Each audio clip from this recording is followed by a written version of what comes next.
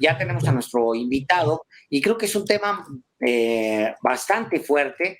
Tenemos ya aquí con nosotros a Saúl Arellano, que ha estado ya antes con nosotros. Él es investigador del Programa Universitario de Estudios de Desarrollo de la UNAM y hemos conversado sobre lo que sucede, lo que ha pasado en los últimos años. Es un analista, es un observador de lo que ha pasado en estos años allá en Guanajuato y le agradecemos que nos acompañe aquí en Los Periodistas. Muchísimas gracias, Saúl. Gracias por estar aquí. Muy buenas tardes. Gusto saludarles, Alejandro, Álvaro. Gracias. Saúl, ¿cuál es qué representa este estallido deliberado que hubo ayer en Salamanca contra el propietario de un bar recientemente abierto y su socio, y que el gobernador de Guanajuato ha definido como un atentado terrorista? Es un nivel, dice el gobernador, de violencia inédito en el estado y en una entidad que de por sí es muy violenta. Algo debe hacerse para evitar que esto siga escalando con autoridades que no han estado a la altura de la contención y del abatimiento justamente de ese ciclo de violencia y de inseguridad. Sin duda, Álvaro. Mira, lo preocupante del tema aquí es que el gobernador ha tomado muy pocas cartas en el asunto de la seguridad desde el día 1 en que llegó al cargo hasta ahora. Tenemos ya prácticamente 3 años del gobierno de Diego Sinue, y en esos 3 años Guanajuato contabiliza ya más de 11,000 homicidios dolosos. Estamos hablando de una cifra escandalosa totalmente, ¿no? Y esto estamos hablando además de que lo podemos saber gracias al INEGI, ni siquiera por la Fiscalía Estatal, que se ha caracterizado en los últimos años por subregistrar, dejémoslo de manera amable el dato, subregistrar la información respecto de la violencia. Para el año 2020, la Fiscalía Estatal había reportado 4,490, algo así, homicidios intencionales. El INEGI les corrigió la plana y nos dice que son 5,100, cuando menos, cometidos en el año 2020, pero registrados en ese año 5,300. Es decir, tenían prácticamente 800 cadáveres sin contabilizar en la Fiscalía Estatal. Esto habla, y lo digo porque no es anecdótico, un subregistro de 800 cadáveres que la Fiscalía tiene allí, y que habla necesariamente de, se puede afirmar ya una deliberada intención de ocultar datos, ¿no? No se te pueden perder 800 registros de homicidios dolosos en un escritorio o en carpetas de investigación que tú mismo tienes abiertas allí y de las cuales evidentemente está reportando. Entonces tenemos un gobernador en un estado en el cual se ha criticado mucho la presencia o la permanencia del fiscal, del secretario de Seguridad Pública, pero aquí el problema es el gobernador. Es decir, él es quien los ratificó, él es quien los mantiene en el cargo, él es quien los ha defendido una y otra vez, y sorprende que ahora nos diga que este es un acto terrorista inaceptable, ¿no? Está muy bien que lo diga, pero el problema aquí es que esta declaratoria del gobernador tiene una doble intención. En la disputa que tiene abierta con el presidente de la República, lo que busca es que haya una declaratoria de Estados Unidos de América de que los grupos delincuenciales que operan en la entidad sean declarados como terroristas. Bueno, está jugando un juego muy peligroso el gobernador, porque eso implica aceptar las leyes norteamericanas en materia de terrorismo, y con las implicaciones de extraterritorialidad, vulneración de la soberanía nacional, etcétera. Yo creo que aquí, ante lo que estamos, es ante una inacción permanente del gobierno del estado. No es la primera vez que hay un problema de artefactos explosivos en la entidad. Hay que recordar que este sujeto apodado El Marro, que hoy está detenido, prácticamente va un poco más de un año que fue detenido, que era el líder de este autodenominado cártel de Santa Rosa de Lima, había amenazado al propio presidente López Obrador con colocarle una bomba. Ya también afuera de la refinería de Salamanca, ahí mismo en el municipio, se había desactivado un vehículo con explosivos afuera de la refinería. No estalló el vehículo. Es decir, ya había habido varias amenazas de grupos delincuenciales y el Estado no está haciendo las investigaciones pertinentes. No es posible que después de este tipo de amenazas, que eran muy reales, que todos los informes de seguridad decían que eran creíbles, que el gobierno del Estado, la Fiscalía Estatal, la Secretaría de Seguridad Pública no hayan tomado cartas en el asunto y no indagaran el nivel de disputa que ya tienen los cárteles. Este asunto de la bomba, de la motobomba de ayer en Salamanca, escala el nivel de conflicto y parece que es un mensaje de cárteles, pero también un mensaje a la autoridad estatal.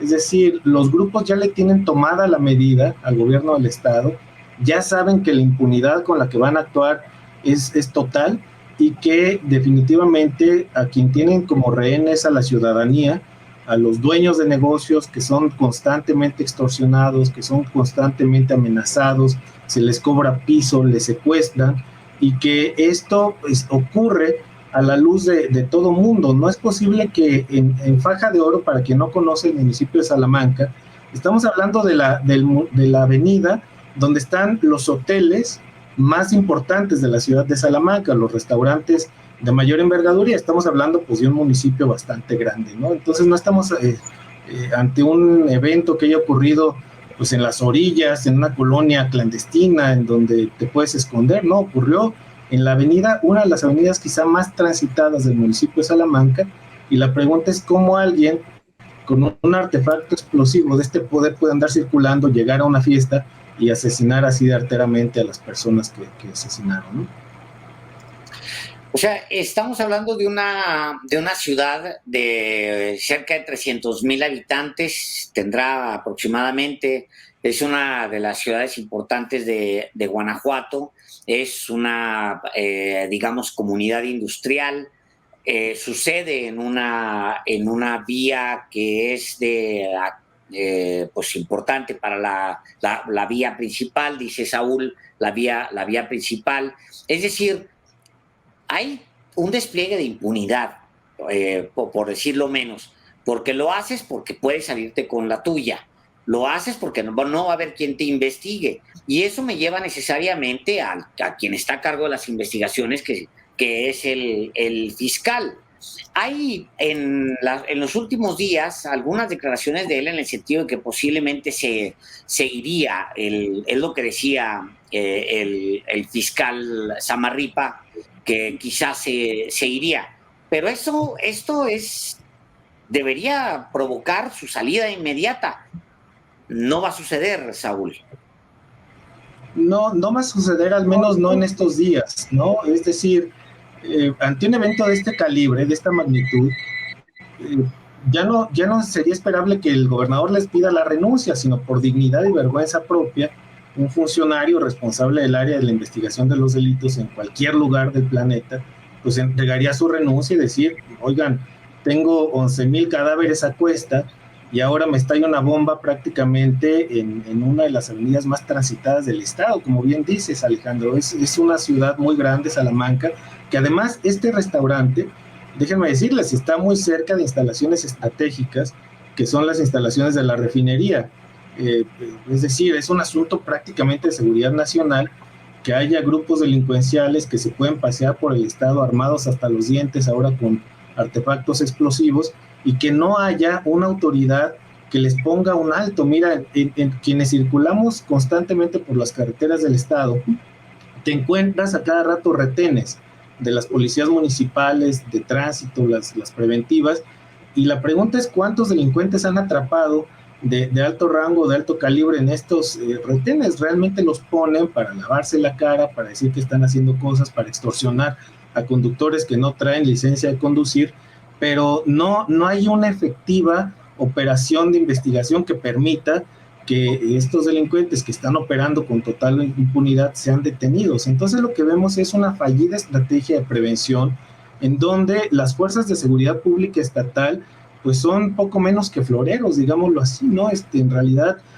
tenemos patrullajes por todos lados, no hay coordinación. La Guardia Nacional, yo tengo reportes de gente que te cuenta esto acá, ¿no? La Guardia Nacional no confía en ellos, el Ejército no confía en las policías municipales, estatales, los patrullajes se llevan a cabo de manera distinta. Cuando llega a haber algún operativo conjunto, nunca hay resultados, pues seguramente alguien está filtrando información a los delincuentes de que ahí van, y bueno, pues esto incrementa la desconfianza tanto del Ejército como de la Guardia Nacional respecto de las autoridades locales. Entonces tenemos también una disputa y un movimiento de los grupos delincuenciales hacia municipios donde no estaban, digamos, operando con este nivel de visibilidad. La disputa estaba fundamentalmente en el sur del estado, Celaya como epicentro de la violencia. Celaya incluso fue catalogada como una de las ciudades quizá más violentas del planeta, junto con los dos apaseos, Apaseo el Alto y Apaseo el Grande. Hoy esta batalla entre los cárteles se está expandiendo a los municipios del corredor industrial, Salamanca, Silao, Irapuato y León, donde estamos viendo una escalada de violencia que no se tenía precedente de ella y que lleva a que Guanajuato pues siga estando, a pesar de que otros estados han tenido un incremento muy importante como Zacatecas, Sonora, en términos de número de violencia y de homicidios dolosos.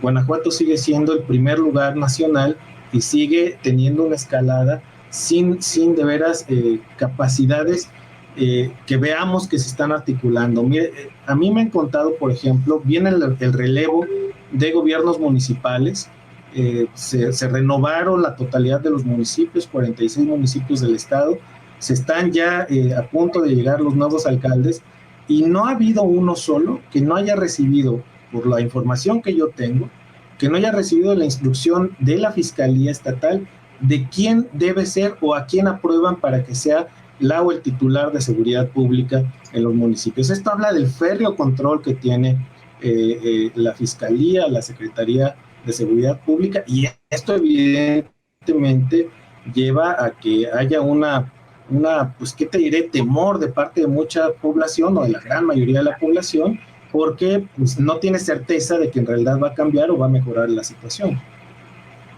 Nomás agrego un comentario, Álvaro, si me lo permites. Normalmente en las entidades, quienes piden esos nombramientos y quienes los ponen son los criminales. Te lo cuenta casi cualquier autoridad policíaca. Quienes piden pues son las plazas. Pides la plaza, tú pones al jefe de policía, alguien de tu grupo, que es lo que pasa en Michoacán, o pasa en la sierra de Sinaloa, o pasa en Chihuahua, o en Durango, o en casi cualquier otra parte, donde los criminales dicen, yo quiero a fulano de jefe de policía en tal parte. Que lo haga el fiscal es profundamente sospechoso, muy, muy sospechoso. Pues es básicamente, híjole, no quiero decirlo, pero casi como haciéndole el trabajo a los grupos criminales, caray. Es sumamente grave, sumamente grave. Perdón, señor Delgado, perdóneme. No, es importante hacer esa puntualización, Alejandro. Y en efecto, Saúl alude a dos elementos que a mí me parece que son fundamentales. Uno, que en efecto, no estamos hablando ya de municipios como Salvatierra, no estamos hablando de municipios como Cortázar, no estamos hablando de municipios colindantes con Michoacán. Ahora es el corredor industrial que colinda con el estado de Querétaro, los apaseos, luego Celaya, luego Salamanca, luego Irapuato, luego Silao y luego León, por una parte. Y por otra parte, lo que tiene de lo que tendría en términos de impacto nacional, ya lo adelantó Saúl Arellano, el hablar de grupos terroristas.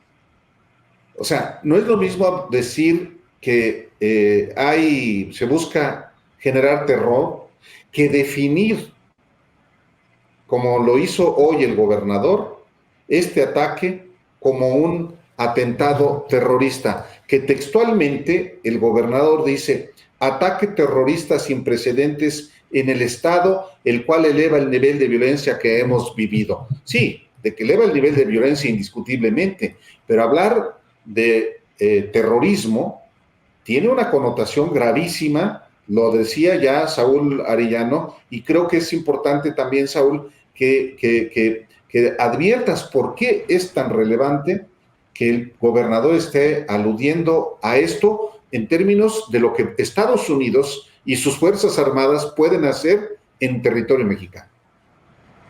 No, sin duda, mira, habría que subrayarlo, como bien dices, ¿no, Álvaro? El problema aquí es que las leyes norteamericanas, cuando están hablando de que hay grupos terroristas, tienen un criterio de extraterritorialidad, es decir, podrían llegar marines a la refinería de Salamanca, por ejemplo, a intentar extraer a cualquier criminal que ellos consideren como parte de un grupo terrorista. Eso es lo grave de esto que está diciendo el gobernador, que a mí me parece que lo dice de manera grandilocuente, pero también, insisto, con esta jiribilla política de presionar al gobierno de la República y tensionar una relación con el gobierno norteamericano, que ha tenido ya algunas pretensiones en algún momento de nombrar a los grupos, a los cárteles, particularmente al Jalisco Nueva Generación, como un grupo terrorista. Habría que diferenciar también, mira, los ataques terroristas se dan cuando hay un grupo que por razones religiosas, políticas, ideológicas, intenta hacerse del poder democrático, del poder político de un Estado.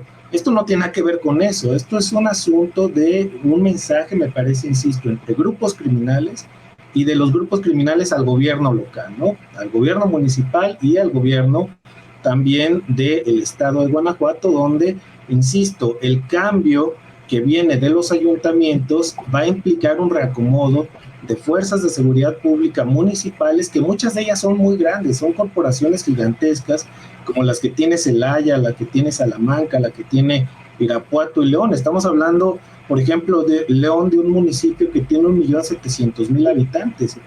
Es un municipio gigantesco, el cuarto más grande del país, y que estamos hablando de corporaciones de miles de elementos. Entonces, estos recambios que vienen, me parece que meten más presión para el gobierno del estado. Ya lo señalaba Alejandro, gravísimo lo que a mí me han comentado en corto varias autoridades locales, en las cuales les están obligando a nombrar a personajes ahí, ¿no? Entonces, creo que estos elementos de hablar de terrorismo de una manera tan laxa, de una manera tan irresponsable, una de dos, o tiene toda la mala fe de hacer un llamado a un gobierno extranjero a que intervenga en nuestro territorio, o bien producto de una enorme ignorancia. Cualquiera de los dos escenarios es gravísimo para lo que está pasando en Guanajuato, porque de lo que te habla es de que no hay una estrategia local, no hay una capacidad de respuesta, y te vas por la fácil, ¿no? Pues que vengan a resolverme el problema, y no depuro a mis policías, no depuro a mi fiscalía, no intervengo en los municipios como debería hacerlo, con base en la ley. Nadie está pidiendo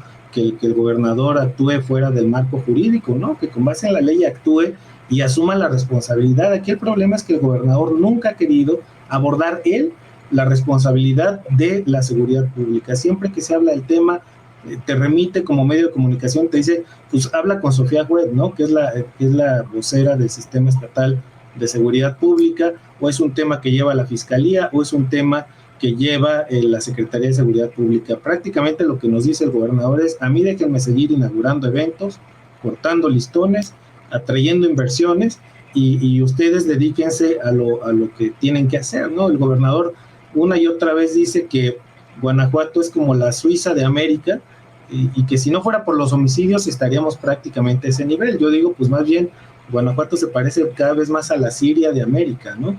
Ahí el problema nuevamente es la irresponsabilidad y la renuncia, el hacerte hacia atrás y decir, este no es tema mío, no me compete, no lo quiero ni siquiera nombrar, como si nombrarlo, o no nombrarlo, mejor dicho, eludiera tu responsabilidad y te eximiera de todo lo que no has hecho, ¿no? Ese es el gran tema. Parece que si lo ignoras va a desaparecer. Es como una, pues casi como pues es irresponsable, pues. Lo que quiero decir es como lo haría un adolescente que, no, pues me volteo para otro lado y ya se va a desaparecer el problema. Pues es profundamente irresponsable por un personaje. Ahora, hay una reflexión que es ulterior, que es la reflexión sobre el guanajuatense, la responsabilidad que tiene el mismo guanajuatense en esto. Obviamente es el último responsable de la violencia, por supuesto, pero sí de quien dirige políticamente la entidad, porque estamos hablando si bien el fiscal es un personaje que lleva 11 años o 12 años ahí, porque lo han puesto, lo han ratificado gobernadores uno después del otro, 3 al hilo, también es cierto que los gobernadores sí llegan por elección popular, o sea, los gobernadores están ahí porque hay un voto ciudadano, y ahí es donde la pregunta que nos tenemos que hacer como ciudadanos y que se tiene que hacer Guanajuato es si valía la pena realmente elegir a un personaje como Diego Sinoé, después de la experiencia que se viene dando con el resto de los gobernadores. ¿O qué estamos viendo en Guanajuato? ¿Es un control político férreo, que es un PAN que tiene como el PRI un dominio territorial brutal? ¿O cómo es que funciona ahí? Mira, justamente lo que acabas de decir, Alejandro, es clave. Uno de los grandes problemas que tiene Guanajuato es que, ustedes lo saben, gobierna desde 1991 la entidad, es decir, ya tienen 30 años en el poder, y en esos 30 años han desarrollado una estrategia de desgaste de la oposición muy fuerte, de tal forma que prácticamente no hay oposición en Guanajuato. Tienes a un PRI corrompido hasta los huesos, hasta la médula. Ves, por ejemplo, el problema que se generó ahora con la General Motors, ¿no? De la CTM, que se acaba de perder el contrato colectivo de trabajo, ¿no? Ahí en la General Motors, y lo pierde bajo el liderazgo de un exdiputado del PRI, por ejemplo, que era el líder sindical de acá de la CTM. Entonces ves cómo hay un PRI desgastado, lleno de corrupción, lleno de personajes, pues muchos de ellos, la gran mayoría impresentables. Ves a un partido del PRD prácticamente ya desaparecido, el PT prácticamente no existe, Morena es un partido que no se ha consolidado en la entidad, tiene grupos, tribus muy en disputa aquí al interior, y el gobierno del estado no ha dejado de tener operadores políticos que son exgobernadores, particularmente Juan Manuel Oliva y Miguel Márquez Márquez, que siguen desarrollando una estrategia política propia y que pareciera que ejercen una especie como de maximato en Guanajuato, ¿no? Sobre todo Miguel Márquez, se le ve por todos los municipios operando, se le vio durante la elección del 2021 en prácticamente todos los municipios del estado, haciendo discursos, hablando, organizando reuniones, cenas privadas, públicas, de todo tipo, y apareciendo en los principales municipios, si no con candidatas y candidatos a los gobiernos municipales, y en la integración de las planillas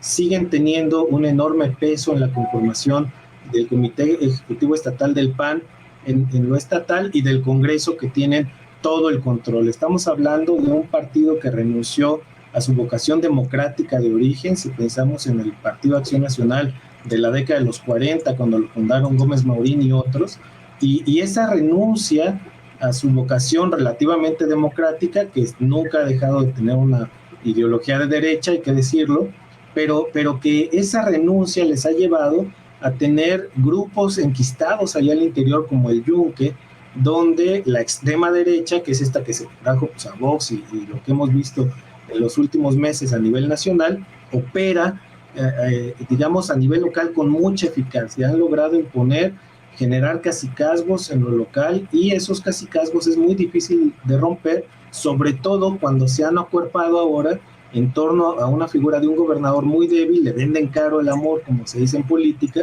y que le hacen fuerte ante un gobierno federal que definitivamente tiene una diferencia ideológica abierta con el Partido de Acción Nacional, y que con toda razón se ha criticado un modelo de desarrollo que definitivamente no ha logrado garantizar bienestar para todos los guanajuatenses. Se habla de este modelo exitosísimo de Guanajuato, que atrae muchas inversiones, pero lo que no se nos dice, Álvaro y Alejandro, es que, por ejemplo, vemos la medición de la pobreza, y del 2018 al 20 se incrementó la pobreza en Guanajuato, tanto en términos absolutos como en términos relativos. Si vemos la tragedia migratoria del estado de Guanajuato del 91, por ejemplo, al 2021, han salido de la entidad más de 1 millón de guanajuatenses hacia los Estados Unidos de América. Si algo mantiene la economía guanajuatense, no son las inversiones, son las remesas. El año pasado Guanajuato recibió casi 4,000 millones de dólares en remesas familiares, y desde luego que si no se ha hundido la economía, pues es fundamentalmente por esos recursos, ¿no? Entonces, tú ves todos estos otros indicadores sociales y pues te das cuenta de la enorme desigualdad. Cuando revisamos, por ejemplo, los temas de la relación de capital-trabajo, Guanajuato tiene una de las diferencias más altas, es decir, los dueños de las empresas se quedan con la gran mayoría de la riqueza que se genera y los empleados, los obreros, la gente que hace la limpieza, se quedan con la menor parte. En 2020, por ejemplo, antes de transferencias, como se llama en economía, Guanajuato tenía el segundo coeficiente de Gini más alto del país, es decir, la segunda entidad con más desigualdad solo después de Nuevo León. Entonces, pobreza, desigualdad, marginación, migración forzada por la pobreza y la desigualdad, te lleva a un escenario que definitivamente pues era cuestión de tiempo que estallara y que se llevara a estos niveles de violencia, de criminalidad, de presencia de todo lo peor que puede tener una sociedad, ¿no? Lo cierto es que apenas está cumpliendo efectivamente prácticamente 30 años de gobiernos del PAN. En las elecciones de 1991, en las que participó Vicente Fox y ganó oficialmente Ramón Aguirre, derivó en un interinato de Carlos Medina Plasencia, que asumió hacia finales de 1991 la gubernatura, y estamos a 30 años. Y a juzgar por los resultados electorales, no solamente de 2018, cuando Guanajuato fue el único estado de la República donde no ganó López Obrador, en las elecciones de junio vuelve a arrasar todos los distritos federales, salvo uno, y la mayoría de las presidencias municipales. Bueno, la mayoría y fundamentalmente las principales presidencias municipales. Eso también es una realidad. Los guanajuatenses, en su enorme mayoría, están muy a gusto con el PAN. Sí, lamentablemente, mira, vemos las encuestas. Sí. Pues mira, el problema es ideológico, Alejandro. Recordemos que Guanajuato es un estado muy conservador en lo ideológico y en lo moral, ¿no? No olvidemos que los gobiernos del PAN han hecho pues un gran negocio explotando justamente esta ideología conservadora que hay en el estado, ¿no? Si pensamos en Vicente Fox, en Medina Plasencia, en propio Romero Hicks, que hoy se habla poco de él, pero fue gobernador también de Guanajuato, son familias muy conservadoras aquí en lo local y que evidentemente mantienen un control muy férreo vía esa ideología, explotando esta forma de pensar muy guanajuatense, ¿no? Vemos las encuestas de popularidad. Yo revisaba, por ejemplo, la que presentó recientemente Roy Campos sobre gobernadores. Pues Diego Sinúe es el 6º gobernador mejor evaluado del país. ¿Sí? Imagínate nada más, es de no explicarse la digamos, preferencia política partidista que hay en la entidad, que prácticamente es como de irle a un partido, a un equipo de fútbol, ¿no? Mantienes tu identidad, tu preferencia, de una manera muy irracional, ¿no? Yo soy de aquí me muero prácticamente, ¿no? Entonces, ves esta falta de crítica, pero también una cosa que es importante decir, Álvaro y Alejandro, también empieza a darse en el estado de Guanajuato una andanada de presión, de intimidación del gobierno del estado respecto de la crítica. Mira, ustedes conocen a Arnoldo Cuellar, colega periodista de Guanajuato, quien ha vivido episodios graves de intervención de comunicaciones, de hackeo de sus teléfonos. Otra colega de su propio espacio, PopLab, Kenia de Velázquez, igual la intervención de sus teléfonos, el hackeo, amenazas, etcétera. Esto lo ha documentado Vero Espinosa, colega del proceso. Vemos casos como Roberto Saucedo, un abogado activista que también últimamente ha vivido actos de intimidación muy graves de parte de la policía estatal, de la policía ministerial, y empezamos a ver este tipo de presiones que en Guanajuato no existían, pero que cada vez son más recurrentes. Afortunadamente no ha entrado Guanajuato esa espiral de violencia en la cual son asesinados periodistas o son amedrentados o agredidos físicamente, pero sí empezamos ya a ver este tipo de reacciones que han ocurrido en otros estados con total impunidad, y que es preocupante ver cómo el gobierno del estado comienza, la fiscalía, la policía estatal, el propio gobierno de Diego Sinúe, a intentar intimidar por diferentes vías a quienes están desarrollando la crítica. Creo que eso también es importante de ser señalado y de ser denunciado públicamente, porque a final de cuentas en un país que sigue siendo tremendamente peligroso para el ejercicio del periodismo, no es tolerable y mucho menos deseable que un gobierno como el de Acción Nacional empezara a escalar esta violencia en contra de la academia, de la crítica, del periodismo, que no hacemos otra cosa sino estar documentando la realidad, ¿no? Las constantes alusiones del fiscal, ahora que armó toda una campaña de medios en el Estado, fue prácticamente todos los medios con los cuales el gobierno del Estado tiene convenios jugosos de publicidad, a hacer un roadshow y a defenderse públicamente y a decir que pues él no es responsable, que él está haciendo su trabajo, que prácticamente no lo valoramos en todo lo que vale y en todo lo que está haciendo por la entidad, y lo que te das cuenta es justamente una estrategia de desacreditación de la crítica, y en la cual evidentemente pues hay medios de comunicación que también se están prestando a ese juego. No es un clima muy peligroso, me parece, para la entidad, que con dinero del gobierno del Estado estén comprando espacios, estén ganando voluntades en términos de buena opinión y buena prensa para el gobierno, y que es importantísimo, insisto, denunciarlo, porque en un país como el nuestro no puede ser esto, ¿no? Con dinero baila el perro, qué barbaridad, qué barbaridad. Pues Saúl, muchísimas gracias por habernos acompañado aquí. Siempre muy interesante tu análisis, siempre muy profundo. Te agradecemos mucho que nos ayudes a entender lo que está pasando allá en Guanajuato. Gracias. No, hombre, el agradecido soy yo. Muy buenas tardes, gracias a ustedes.